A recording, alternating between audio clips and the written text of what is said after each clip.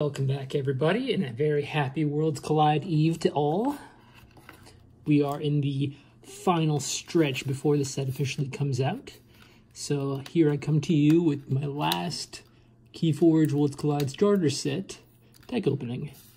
But I will return once the set comes out for real, and I get back from the Vault Tour this weekend in Indy to open some more for sure. So we're going to pop this open and see what we got. We have Brobnar, Logos, and Star Alliance. We've got Martini Desi City War Lady. Well, that's a cool name. I like that name a lot. And that's a really cool head for an Archon. And I love these wings. I've seen these wings before, I think. Like the body and the wings combination is really cool. This is a really cool Archon. Hoping to see some really cool cards in here. But yeah, like I said, this is the last deck I have for the starter sets, but when the set releases officially, I have plans to get several boxes in, so you will be seeing more of me if you are subscribed. And feel free to tell people who you think might enjoy this content to, you know, maybe give it a watch or, you know, a subscribe if they like. Anything is appreciated. I'm still very new at this, but I appreciate all the support and all the comments. And all the views even. So yeah, thank you all a lot. Can't promise how much better I'll get at opening plastic though.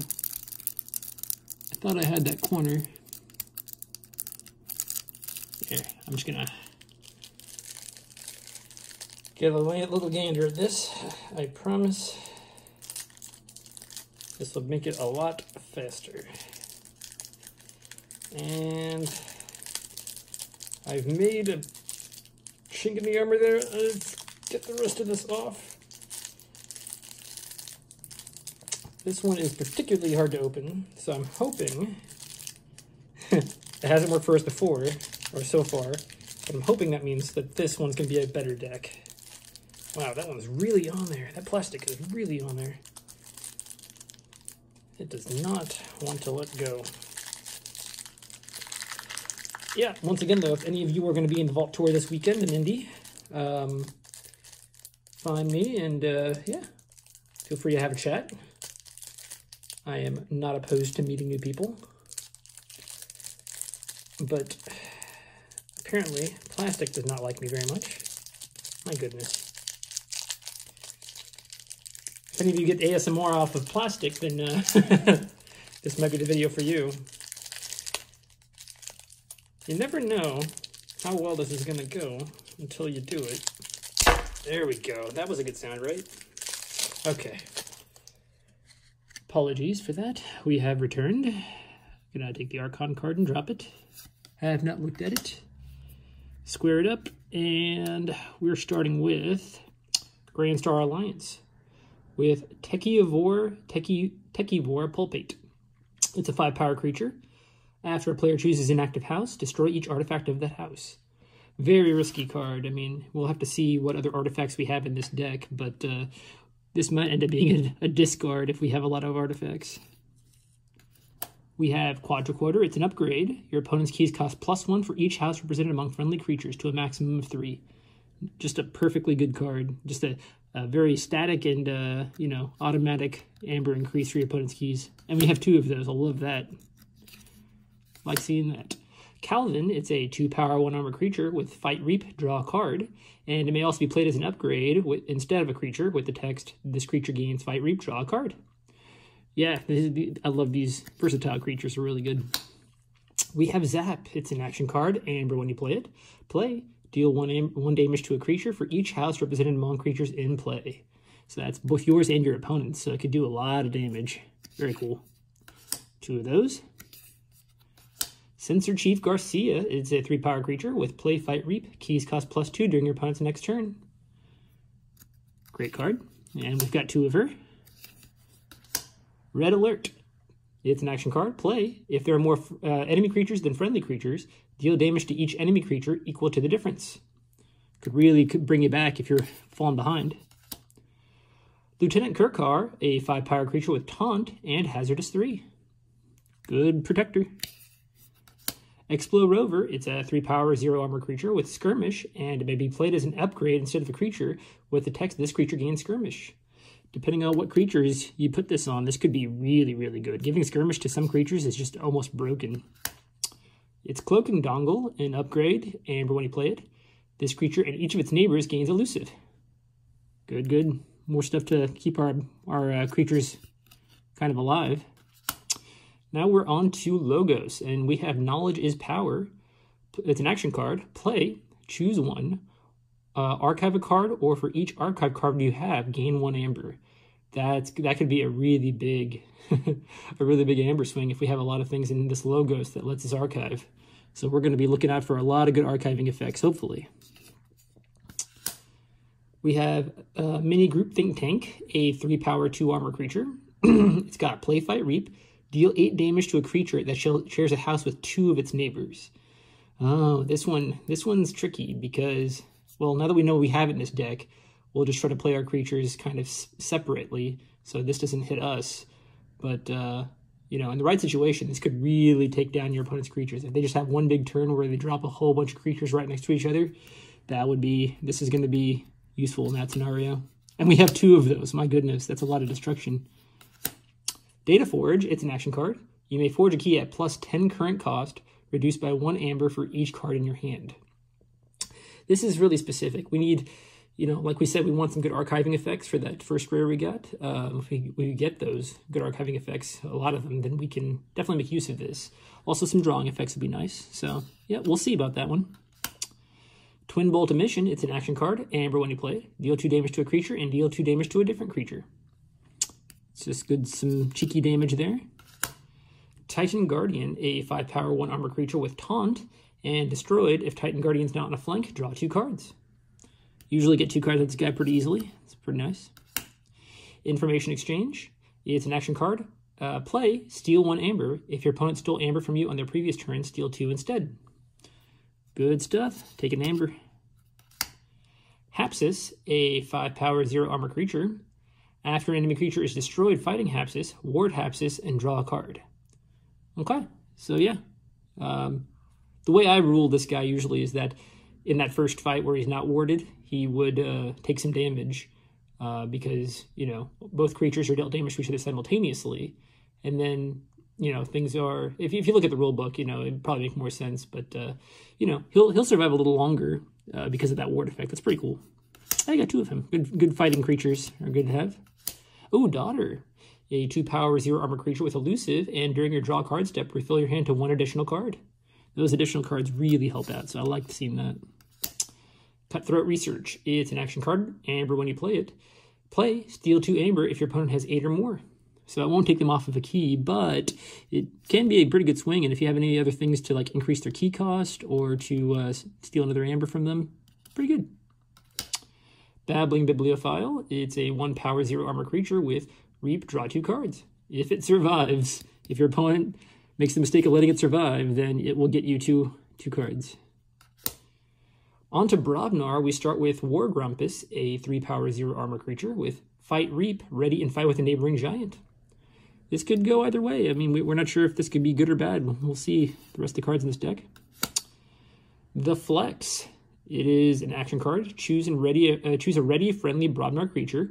Exhaust it and gain amber equal to half its power. So we're looking for that 8-power Brobnar guy. I can't quite remember his name off the top of my head right now, but yeah, we're looking for that big guy if we can get him. It's Smith. An action card, Amber when you play it. Gain 2 amber if you control more creatures than your opponent. I'll have a look at the creature count to see if this will be useful.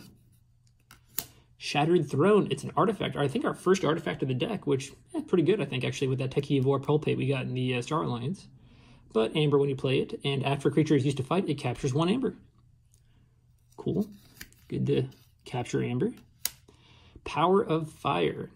It's an action card. Sacrifice a friendly creature. If you do, each player loses amber equal to half that creature's power, rounding down the loss. And you gain 1 chain. So, good amber control. Absolutely. We just need some creatures now. We do have one here, Stiltkin. It's a goblin, not a giant, so we need some giants. But it's got Skirmish, and after a giant creature is played adjacent to Stiltkin, ready and fight with Stiltkin. So, once again, we are needing some giants. We have 2 Stiltkin. And there's that giant Narp, 8 power, 1 armor, and his neighbors cannot reap. So he will be our main target for the flex. Get us 4 amber in one go, it's pretty good. Gang or Chieftain, he's a 5 power, no armor creature. You may ready and fight with a neighboring creature. Good flow. And Cowfine. Before fight, it's a 5 power, 0 armor creature. Before fight, deal 2 damage to each neighbor of the creature Cowfine fights. Good to spread some damage around. Barn Raising, it's an action card. For the remainder of the turn, your opponent loses 1 amber each time a friendly creature fights. Ooh, yeah, this could be really good. Yeah, it's another amber control method. Like to see that. It's Alaka, a 4 power, no armor creature. If you have used a creature to fight this turn, Alaka enters play ready. And that's the last card of the deck. So overall, we didn't quite get the archiving effects that I was hoping to see, but we might have some tricks up our sleeve here that I noticed along the way. We'll see. Let's do our standard amber and creature counts for this. Make sure I picked up all the cards here. Yeah. Ambers and creature count. So let's do amber first. So there were a couple ambers in Barabnar, but not with the creatures. So that's amber control. There's some amber, there's some amber, amber. You might actually have more amber than I originally thought. It seems like we have a lot more amber on cards individually. We have 2 of these mini group thing pigs, which is crazy. For each archive card you have, so I can't really count that because we don't have anything to archives. At least I don't think. Couple zaps. Okay. So here we've got 1, 2, 3, 4, 5, 6, 7. We'll call that 2 because it'll get us 2 at minimum. So 9. That's 3 more. So that's 12, 13 amber. Oh, that's pretty good. It's about average what I've seen so far in Worlds Collide. It's nowhere near like the gargantuan amounts that were in the first 2 sets. But that's pretty good. Let's look at the number of creatures we have here. We've got creatures at a pretty good number in Brobnar.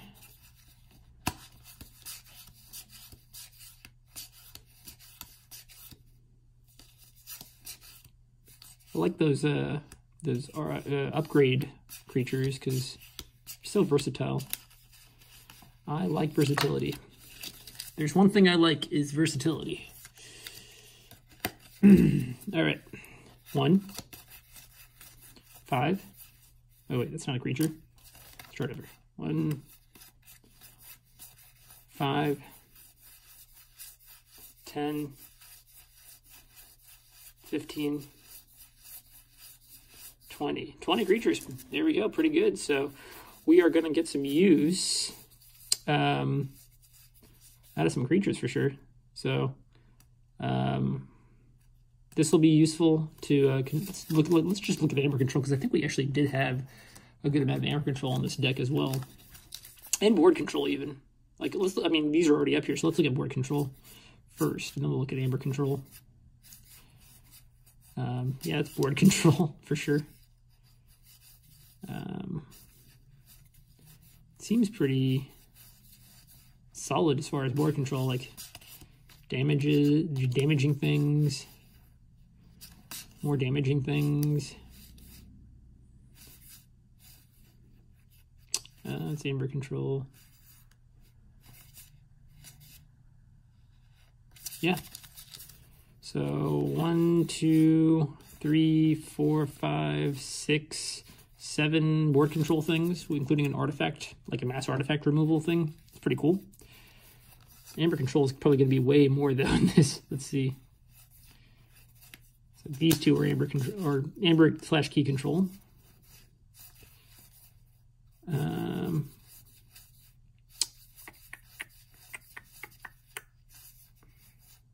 So that's Amber Control.